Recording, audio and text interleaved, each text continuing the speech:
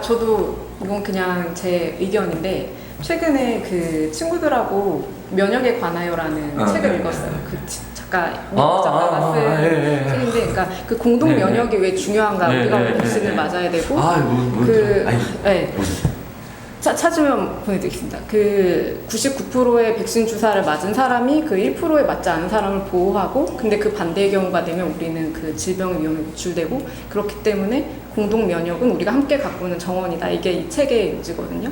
근데 어쨌든 개인의 그런 실천이 그 이기적인 것이 남에게 피해가 될 수도 있고, 그런 부분에 대해서 이제 코로나 시대에 우리가 이런 면역 체계, 사실 그런 좀 직접적인 관련성 때문에 읽기 시작했는데, 지금 이 말씀하신 시민사회가 문화적으로 변해야 하고, 이런 개인의 감탄과 그 접근 회피 동기를 문화 경험을 통해서 명확히 하는, 어떻게 보면 굉장히 개인적인 활동을 통해서 이것 또한 공동 면역의 일부가 그런 공동 면역을 구성해가는 가장 중요한 활동이지 않는가라는 생각. 공동 면역에서 제일 중요한 건 시간이 많이 걸린다는 거예요. 이게 아니기 때문에. 그렇죠. 그렇기 때문에 오래 버텨야 되죠. 근데 왜 문화적인 사회가 되면 공동 면역이 유리해지냐면, 기본적으로 문화적 행위는 아웃풋이 한참 있다 나와요. 딱 하면 나오는 게 아니죠. 그러니까 자판기가 아니거든. 그래서 우리는 문화적인 작품을 볼 때는 심지어 그렇기 때문에 약간 더 시간이 오래 걸리는 걸 좋아해. 만약에 예를 들어서 1000만원짜리 미술 작품을 자판기에서 판다고 생각해봐요. 뭔가 이상하죠? 너무 판매가 쉽거든. 왠지 내가 되게 좋아하는 문화적 경험을 하면 기본적으로 길게 기다려요. 아웃풋이 바로바로 안 나오도 된다고요. 그 시간 관점. 경험을, 기쁨을 연장하고 싶은 그런 심리. 양 두 개 다예요. 그러니까 그 경험이 나중에 와도 괜찮은 거고요. 그리고 실제로도 뇌가 이 아웃풋은 바로 나올 수 없다는 걸 알기 때문에 그렇죠. 독촉하지 않는 거죠. 그러니까 시간 관점이 길어져요. 근데 그게 왜 이타적인 사회로 가서 공동 면역력을 높이느냐? 공동 면역을 높이려면 그 사회 자체가 이타적이고 윤리적으로 돼야 되잖아요. 이거 사실 정의를 다시 바꾸는 것뿐이에요. 심리학의 정의가 즉시적 만족감의 지연 능력이에요. 심리학의 이타성과 윤리성의 정의가. 그게 바로 그 마시멜로 실험이고. 그러니까 너 지금 하나 먹을래? 1시간 후에 2개 먹을래? 나 1시간 있다 2개 먹을래요. 그럼 1시간을 길게 안 느껴야 되죠. 근데 즉시적 만족감의 지연 능력이 왜 이타성이냐? 1시간을 짧게 느끼고 기다릴 수 있는 애들은, 그러면 네 물이 나중에 온다, 이 물은 네 짝 영희의 물이야 라고 해도 안 뺏어 먹잖아요. 그러니까 1시간을 짧게 느끼면 그거 못 뺏어 먹어야 된단 말이죠. 그러니까 문화적 경험을 한다는 건 즉시적으로 만족하는 게 아니라 딜레이드, 지연시켜서 만족시킬 수밖에 없다는 걸 스스로 잘 학습하는 거죠. 그러니까 뒤집어서 얘기하면 그게 이타적인 애고 더 공존적인 사람이 되는 거예요. 그래서 문화적 교육은 문화를 자꾸, 그러니까 문화적인 삶이나 예술적인 것들을 경험하게 만든다는 건 개체 하나를 이타적으로 만드는 게 제일 좋은 거고, 시간 관점을 통해서 시간 관점을 계속 연장시켜서, 그리고 그 부수익으로 공동 면역까지 연결이 되는 거죠. 그래서 이걸 양수 겸장하는 애들이 유태인들이잖아요. 경제적 마인드도 잘 가르쳐 놓고 문화적 경험도 가르쳐서 이타적인 사기꾼들이 된 거지. 이타적인 매우 능력 있는 그 경제적 그 객체가 된 거죠.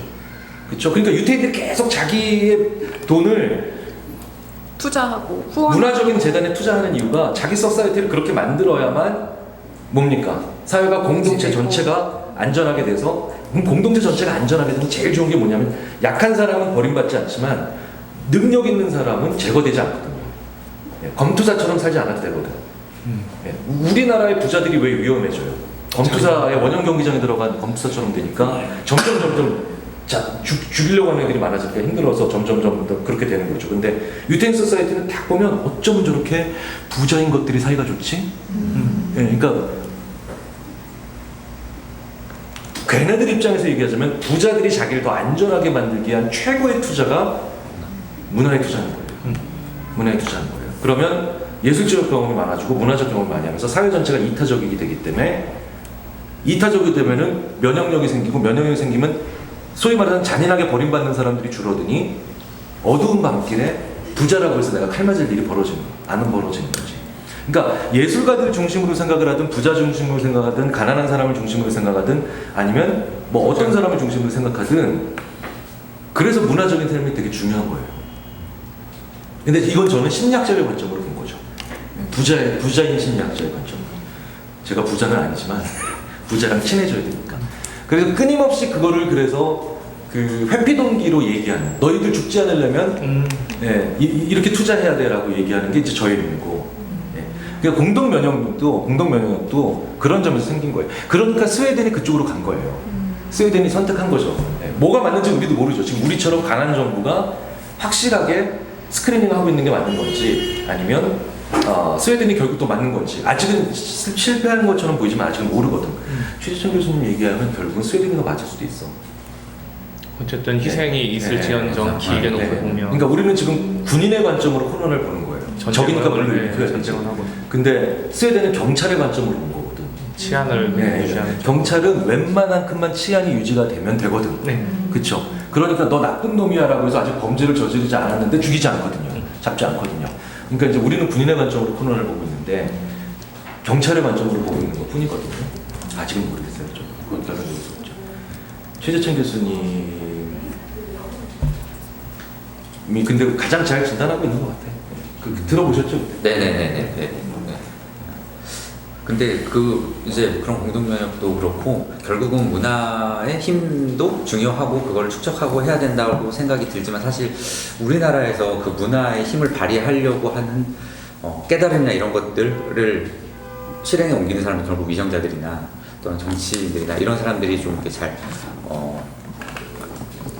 뒷받침을 해줘야 되는데, 그게 어렵기 때문에 특히 문화는 또 그렇게 비가시적이기 때문에 임기안에 효과가 안 나요. 가시적이지 않기 때문에 그거를 만들어내기가 되게 어렵다는 생각이 좀 들긴 합니다. 그래서 그걸 알고 있는, 깨닫는 우리가 좀 더 계속 앞으로, 우리 교수님 포함해서 앞으로 나아가면서 그런 것도 많이 또 그런 필요성을 전파하고 계속 이런 문화적 움직임을 계속 만들면 좋지 않을까 이렇게 생각을 합니다. 하면서 클로징 멘트가 좋네요. 네. 아주 스무스하고. 네, 시간이 워낙에 토론 많이 했으니까 농담이고요. 최고의 큐레이터. 저 두 번째 듣네요. 이거 끝나고 이제 슬슬 출발하고 있는데 그쪽에서 하는 게 JTBC 차이나는 클래스 그거 제작회의를 해요. 근데 이제 연희동을 오라 그랬어요 제가. 뭐 할지 오늘 다 정해졌어. 이렇게 또 얻어가시는군요. 항상 저는 여기서 얘기하고 얻어와서 다음을 팔고 여기서 또 얘기하는 거예요. 아름다워요. 이런 순한 선순환 얼마나 좋아요. 아무튼 그래서 이렇게 오늘 다 바쁘신 와중에 참석해주신 교수님, 그리고 작가님들, 그리고 가교 선생님들 다 너무 감사드리고, 그러면 공식적인 행사는 오늘 이렇게 마치는 걸로 하겠습니다. 너무 많이